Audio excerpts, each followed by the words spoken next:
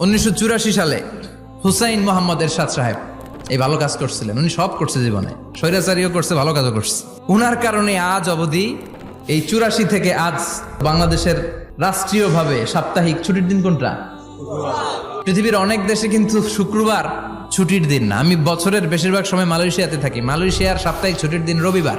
খ্রিস্টানদের সাথে অনেক বিজনেস, তো তারা যদি শুক্রবারে ছুটির দিন করে তাহলে সপ্তাহে 2 দিন ব্যবসা বাণিজ্য কাটা পড়ে যায়। নিজেদের কারণে শুক্রবার বন্ধ, যাদের সাথে বিজনেস ওদের কারণে রবিবার বন্ধ। আমরা আলহামদুলিল্লাহ আল্লাহর দেয়ায় পবিত্র দিনটাতে পেয়েছি জুমাবার। আলহামদুলিল্লাহ পড়েন আলহামদুলিল্লাহ। 3টা জুমা যদি কেউ মিস করে 2টা পানিশমেন্ট। এক হচ্ছে তবে আল্লাহ ফি কলবি, আল্লাহ অন্তরে মোহর মেরে দেয়। ভালো কথা ভাল লাগে না, নামাজ ভাল লাগে না, আজান ভাল লাগে না, ইসলাম ভাল লাগে না, শুধু মৌজ মাস্তি ভাল লাগে। এরকম আছে না নাই? জুমার নামাজে যায় না। আরেকটা হলো কুতিবা মিনাল মুনাফিকিন, মুনাফিকদের খাতায় নাম তুলে দেয়। আল্লাহ হেফাজত করো।